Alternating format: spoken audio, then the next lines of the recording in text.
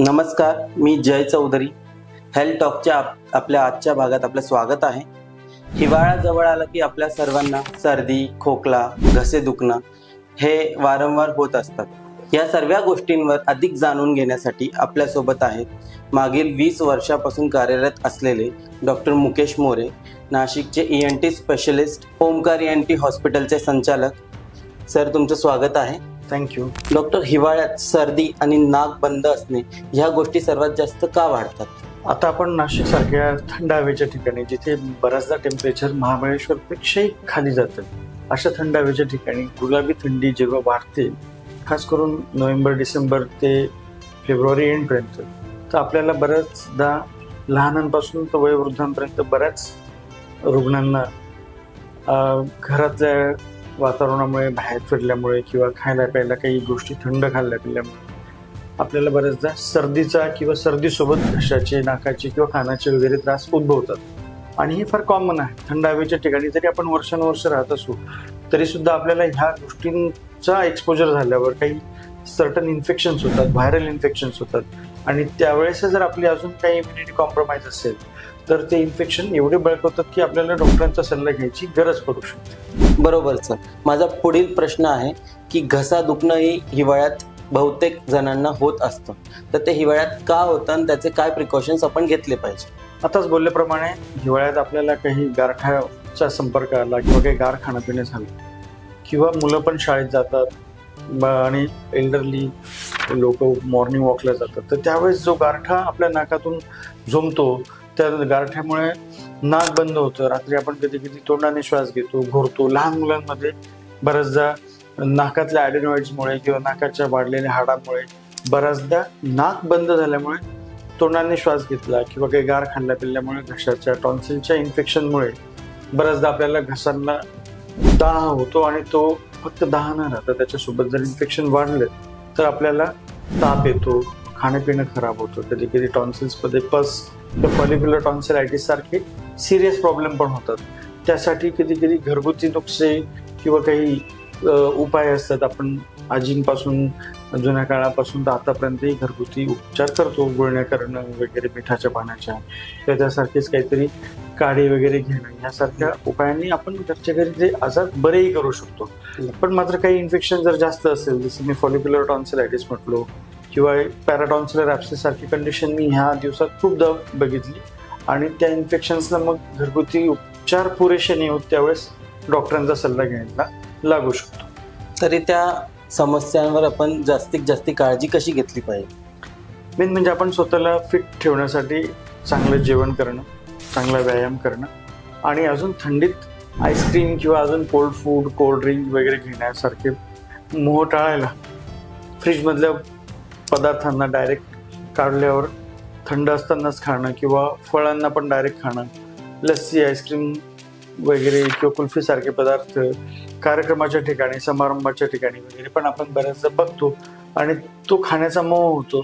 त्यावेळेस तो मोह टाळला गेला पाहिजे किंवा इनफॅक्ट जर तशा गोष्टी खाल्ल्या जरी गेल्या तरी घरी आल्यावर आपण कोमट पाण्याच्या गुळण्यांची रेग्युलर चूळ भरण्याची सवय ठेवायला पाहिजे, जेणेकरून आपला घसा काही इन्फेक्शन कॅच करण्याच्या आधी तो क्युअर होईल. डॉक्टरांनी आपल्याला सांगितलं आहे की घसा दुखणे हे वारंवार का होते आणि त्याच्यावर काय काळजी घेतली पाहिजे.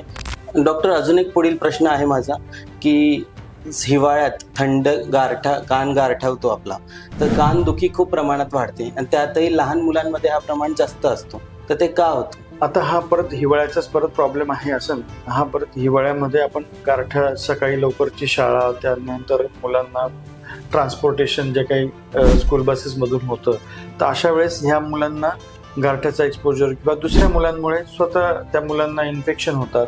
त्या इन्फेक्शनमध्ये टॉन्सिल्स, नाकाच्या मागच्या ॲडेनॉइड्स, ह्या सगळ्या गोष्टींना इन्फेक्शन झाल्यामुळे नाकाच्या आणि कानाच्या मध्ये एक युस्टेशन ट्यूब असते. युस्टेशन ट्यूबमधून नाकाची सर्दी कानात जाते आणि मग कानाच्या पडद्यावर त्याचा प्रेशर येतो. तो प्रेशर एवढा जास्त असू शकतो की मिड ऑन नाईटला, म्हणजे एकदम अर्ध्या रात्री मुलांना अचानक कान खूप दुखायला लागतो.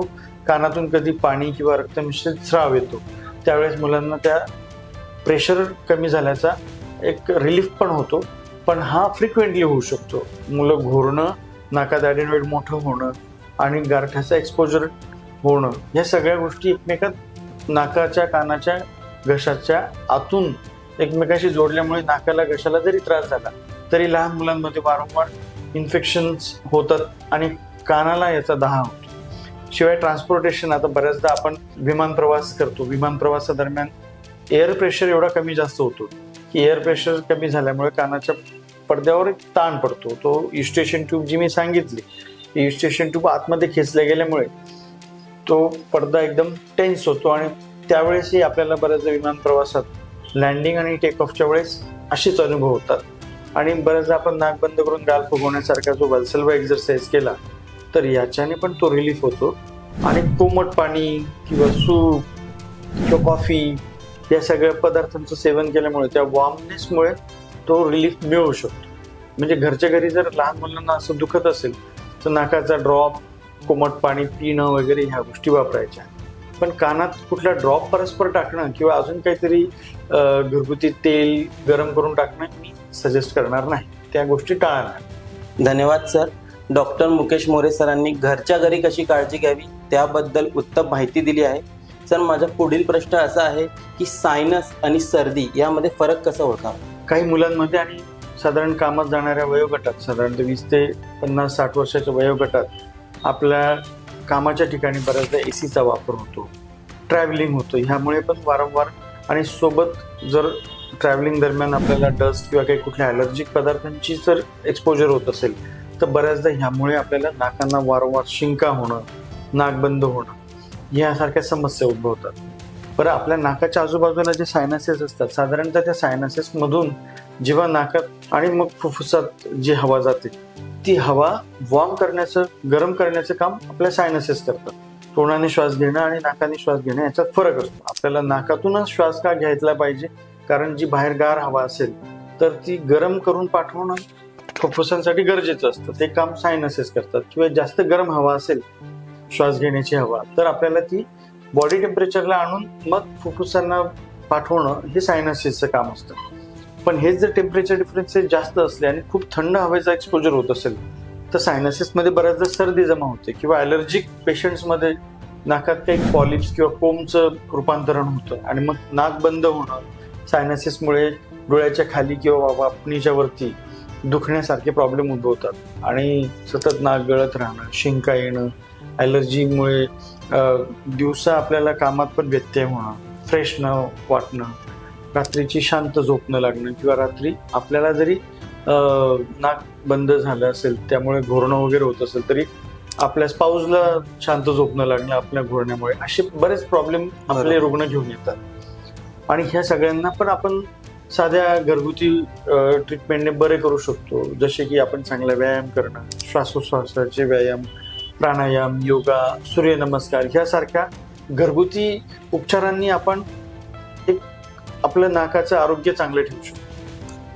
पण ते टिकवण्यासाठी अजून जर काही प्रयत्न करायला लागले तर ते थोडे एक्स्ट्रा एफर्ट घरच्या लेवलला. आपला सनलाईट एक्सपोजर अतिशय कमी झालं. आपण इंडोर काम करतो, घरात इंडोर असतो, बिल्डिंग झाल्यात मोठ्या मोठ्या, पण आपण सनलाईटचा एक्सपोजर लहान मुलांपासून वयोवृद्धांपर्यंत कमी झाला. तर तो एक चांगला सनलाईट एक्सपोजर जेव्हा शक्य असेल, खास करून हिवाळ्याच्या दिवसात आपल्याला सकाळचं कोवळं ऊन जर मिळालं ना तर त्याच्यात व्हिटॅमिन डी जे आपल्याला मिळतं ते सगळ्यांना माहिती आहे. पण नाकातल्या सायनसेस पण मोकळ्या ठेवण्यासाठी याचा अतिशय फायदा होतो, जे फुकटात होतं आणि आपल्याला मुबलक प्रमाणात उपलब्ध असतं. पण बऱ्याचदा आपण तो फॅक्टर लक्षात घेत नाही आणि त्यापेक्षा जास्त काहीतरी गोळी घेणं पसंत करतो. तर ह्या गोष्टी आपल्या घरगुती लेवलला बरं करण्यासारख्या असतात आणि सायनसेसचे मोठे प्रॉब्लेम टाळण्यासारखे असतात.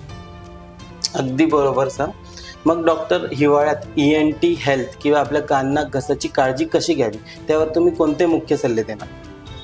परत मी आधी सगळ्या ज्या गोष्टी सांगितल्या, गारठ्यात आपण स्वतःला अजून जास्त टेस्ट करून कोल्ड एक्सपोजर घेणं, म्हणजे बाईकवर किंवा टू व्हीलरवर फिरताना कुठलीही काळजी न घेणं, हेल्मेट किंवा मास्क न वापरणं, एकदम गारठ्यात आईस्क्रीम किंवा मिल्कशेक किंवा लस्सी वगैरे सारखे पदार्थ खाणं, सोबत घरी पण काहीतरी फ्रीजमधल्या वस्तू काढल्याबरोबर थंडगार खाणं, या गोष्टी टाळायला हव्या. त्या गोष्टींचा एक्सपोजर झाला तर आपण लवकरात लवकर गुळण्या वगैरे करणं, स्टीम इनहेलेशन म्हणजे वाफ वगैरे घेणं, त्यात काही विक्स वेपोरायझर वगैरे सारख्या गोष्टी टाकून पण वाफ घेतली तर आपल्या सर्दीच्या समस्या लवकर आटोक्यात येतील आणि परिणामी नाकाच्या, सायनसच्या, घसाच्या प्रॉब्लेम्स आपल्याला घरगुती लेवलला आपल्या ENT हेल्थमध्ये क्लिअर करता येऊ शकतात.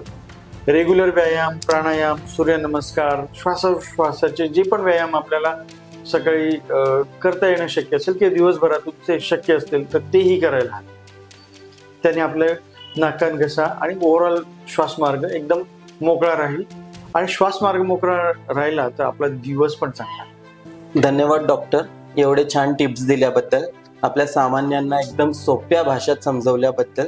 अशा अजून समस्यांवर जाणून घेण्यासाठी आपण भेटूया हेल्थ टॉकच्या पुढील भागात.